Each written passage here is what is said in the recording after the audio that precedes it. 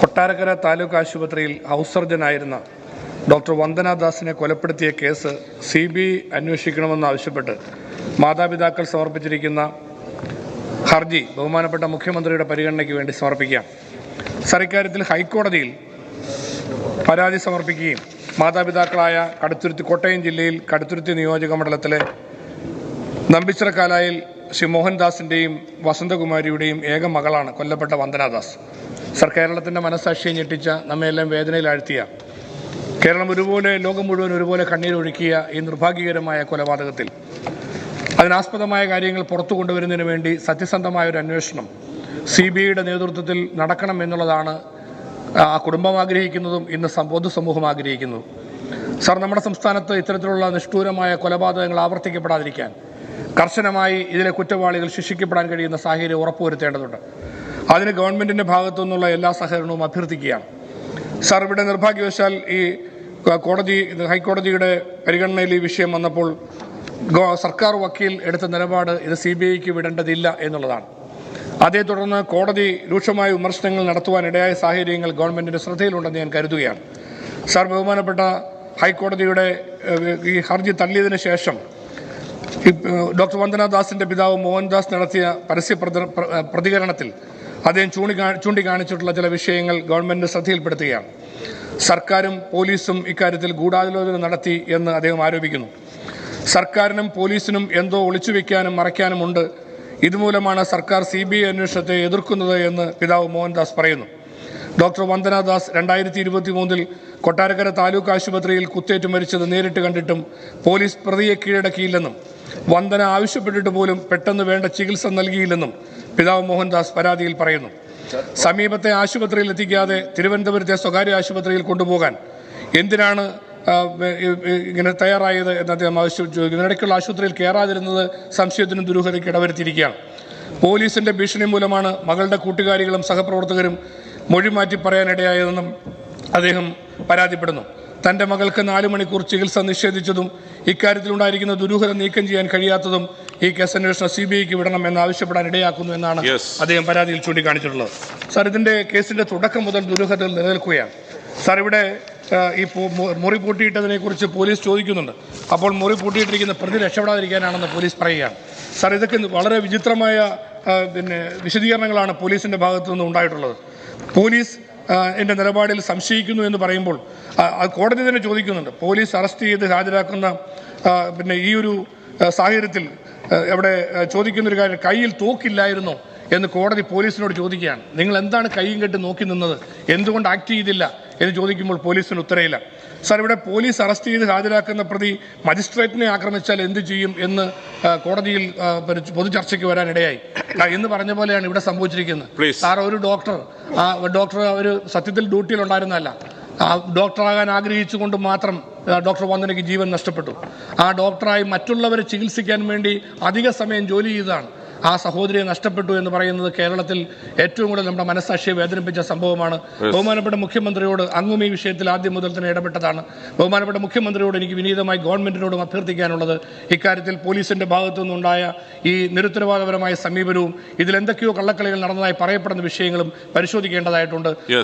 ഇത്തരത്തിലൊരു സാഹചര്യത്തിൽ CBI അന്വേഷണം എന്ന കാര്യത്തിൽ സംസ്ഥാന ഗവൺമെന്റിന് ഭാഗത്തു നിന്നും അനുകൂലമായ ഒരു നിലപാടുണ്ടാകണം എന്ന് വിനീതമായി ഞാൻ അഭ്യർത്ഥിക്കുകയാണ്.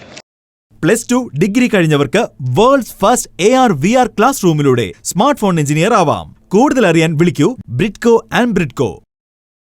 ബഹുമാനപ്പെട്ട CM,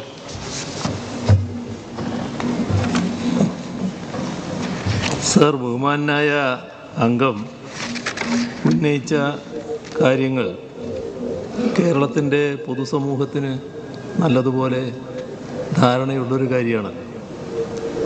ഇവിടെ കാണേണ്ട വസ്തുത, കൊട്ടാരക്കര താലൂക്ക് ആശുപത്രിയിൽ ആതുര സേവനത്തിനിടെ ഡോക്ടർ വന്ദനദാസ് ആക്രമണത്തിൽ കൊല്ലപ്പെട്ട സംഭവത്തിൽ സമഗ്രമായ അന്വേഷണം നടത്തി 90 ദിവസത്തിനുള്ളിൽ കോടതിയിൽ കുറ്റപത്രം സമർപ്പിച്ചിട്ടുണ്ട്. കേസുമായി ബന്ധപ്പെട്ട് പോലീസ് ചെയ്യേണ്ട നടപടികൾ ഒരു കാലതാമസവുമില്ലാതെ ചെയ്തു എന്നുള്ളതാണ് ഇത് കാണിക്കുന്നത്. ഇനി മറ്റൊരു കാര്യം, ആക്രമണത്തിൽ ഗുരുതര പരിക്കേറ്റ ഡോക്ടർ വന്ദനാദാസിനെ ഉടൻ തന്നെ പോലീസ് കൊട്ടാരക്കരയിലെ സ്വകാര്യ ആശുപത്രിയിൽ എത്തിക്കുകയുണ്ടായി. ഡോക്ടർ വന്ദനദാസ് പഠിച്ചിരുന്ന മെഡിക്കൽ കോളേജ് മേധാവി അടക്കമുള്ള ഡോക്ടർമാരുടെയും സഹപാഠികളുടെയും അഭിപ്രായപ്രകാരമാണ് കാർഡിയോ തൊറാസിക് സർജൻ്റെ സേവനം ഉൾപ്പെടെ വിദഗ്ധ ചികിത്സ ലഭ്യമാക്കുന്നതിന് ഡോക്ടർ വന്ദനദാസിനെ തിരുവനന്തപുരത്തെ സ്വകാര്യ ആശുപത്രിയിൽ പ്രവേശിപ്പിച്ചത്. എത്രയും വേഗം ചികിത്സ നൽകാനുള്ള ഇടപെടലാണ് പോലീസിൻ്റെ ഭാഗത്തുണ്ടായത്. സംഭവവുമായി ബന്ധപ്പെട്ട് കൊട്ടാരക്കര സ്റ്റേഷനിൽ ക്രൈം നമ്പർ 1202/2023 കേസ് രജിസ്റ്റർ ചെയ്തിരുന്നു. സംഭവ സ്ഥലത്ത് വെച്ച് പിടിയിലായ പ്രതിയെ കോടതി റിമാൻഡ് ചെയ്തു. തുടർന്ന് കേസിൽ സമഗ്രമായ അന്വേഷണം ഉറപ്പാക്കുന്നതിന് കേസ് അന്വേഷണം കൊല്ലം ജില്ലാ ക്രൈംബ്രാഞ്ചിന് കൈമാറി. വ്യക്തമായ തെളിവുകളും CCTV ദൃശ്യങ്ങളും പരിശോധിച്ച് കാര്യക്ഷമമായും സമയബന്ധമായും അന്വേഷണം പൂർത്തിയാക്കിയാണ് കൊല്ലം ജില്ലാ സെഷൻസ് കോടതിയിൽ കുറ്റപത്രം സമർപ്പിച്ചത്. ഇതിനിടെയാണ് ഡോക്ടർ വന്ദനാദാസിൻ്റെ മാതാപിതാക്കൾ കേസ് അന്വേഷണം തൃപ്തികരമല്ലെന്നും കേസ് CBIക്ക് വിടണമെന്നും ആവശ്യപ്പെട്ട് ബഹുമാനപ്പെട്ട ഹൈക്കോടതിയിൽ ഹർജി സമർപ്പിക്കുന്നത്. ഇതിനോടകം അന്വേഷണം പൂർത്തിയാക്കി കുറ്റപത്രം സമർപ്പിക്കപ്പെട്ടതിനാലും മറ്റു പ്രത്യേക കാരണങ്ങൾ കണ്ടെത്താൻ കഴിയാത്തതിനാലും ബഹുമാനപ്പെട്ട കേരള ഹൈക്കോടതി ഹർജി നിരസിച്ചിട്ടുണ്ട്. ഹൈക്കോടതി ആ ഹർജി തള്ളിക്കഴിഞ്ഞു. ബഹുമാനായ അംഗം ആ ഹൈക്കോടതി നിലപാടിനോടൊപ്പമല്ലാതെ ഗവൺമെൻറ്റിന് CBI അന്വേഷണം വേണമെന്ന് CBI അന്വേഷണം ഉത്തരവിടണമെന്നാണ് പറയുന്നത്. എന്ത് അടിസ്ഥാനത്തിലാണ് ഉത്തരവിടുക? എല്ലാ കാര്യങ്ങളും കൃത്യമായി അന്വേഷിച്ചതാണ്, കുറ്റപത്രം സമർപ്പിച്ചതാണ്. ആ കാര്യത്തെക്കുറിച്ച് പ്രത്യേകിച്ച് പരാതികളുമില്ലാത്തതാണ്. ഇതിൽ ശ്രദ്ധിക്കേണ്ട കാര്യം, ഇതുപോലുള്ള ദൗർഭാഗ്യകരമായ സംഭവങ്ങൾ ഭാവിയിൽ ആവർത്തിക്കാതിരിക്കാൻ കർശന നടപടികൾ സ്വീകരിക്കേണ്ടതുണ്ട്. അതിൻ്റെ ഭാഗമായി 21/9/2023 സർക്കാർ സമഗ്രമായ മെഡിക്കോ ലീഗോ പ്രോട്ടോകോൾ പുറപ്പെടുവിച്ചിട്ടുണ്ട്. സർ, ബഹുമാനപ്പെട്ട മുഖ്യമന്ത്രി മറുപടിയിൽ ചൂണ്ടിക്കാണിച്ചത് CBI അന്വേഷണത്തിലേക്ക് പോകാൻ ഇനി കഴിയാത്തൊരു സാഹചര്യമാണ്. എന്നാൽ മാതാപിതാക്കൾ ഈ അന്വേഷണവുമായി ബന്ധപ്പെട്ടുള്ള കാര്യങ്ങളിൽ ഞാൻ ചൂണ്ടിക്കാണിച്ച ഒരുപാട് പരാതികൾ, ഒരുപാട് സംശയങ്ങൾ, ഒരുപാട് നിഗൂഢതകൾ അവർ ചൂണ്ടിക്കാണിക്കുകയാണ്. സാർ, അതിൻ്റെ വസ്തുതകൾ പുറത്തു കൊണ്ടുവരാൻ അങ്ങ് ചൂണ്ടിക്കാണിച്ചു. സമയബന്ധിതമായി ഈ സമയത്തിനുള്ളിൽ അന്വേഷണം നടത്തി റിപ്പോർട്ട് കൊടുത്തു എന്നുള്ളത് ശരിയാണ്. പക്ഷേ ആ നടത്തി കൊടുത്തിരിക്കുന്നത് പോലീസിൻ്റെ ഭാഗം സംരക്ഷിച്ചുകൊണ്ടും പ്രതികളെ രക്ഷിക്കുന്നതുമാണെന്നാണ് പരാതി ഉയർന്നിരിക്കുന്നത്.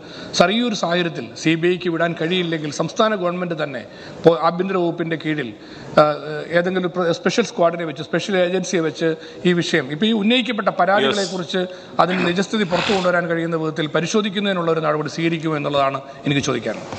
സർ, കാര്യങ്ങളെ സംബന്ധിച്ച് നിശ്ചയമില്ലാത്ത ഒരാളാണ് പറയുന്നതെങ്കിൽ അതിൻ്റെ ഭാഗമായിട്ട് പറയുന്നതാണല്ലോ എന്ന് കണക്കാക്കായിരുന്നു. പക്ഷേ ഈ ബഹുമാനായ അംഗം അങ്ങനെ ഒരു ഗണത്തിൽപ്പെട്ടയാളുമല്ല. അതാണ് എന്നെ ആശ്ചര്യപ്പെടുത്തുന്നത്. ഈ പറയുന്ന രീതിയിൽ ഒരു പ്രത്യേക സ്ക്വാഡിൻ്റെയും അന്വേഷണം ഇനി ഈ കാര്യത്തിൽ ആവശ്യമില്ല. 21 ലക്ഷത്തോളം സന്തുഷ്ടരായ ഉപഭോക്താക്കളും 2 ലക്ഷത്തോളം തിമിര ശസ്ത്രക്രിയകളും പൂർത്തിയാക്കിയ മലബാറിലെ ഏക കണ്ണാശുപത്രി Al Salama eye hospital, hospital road, Perinthalmanna.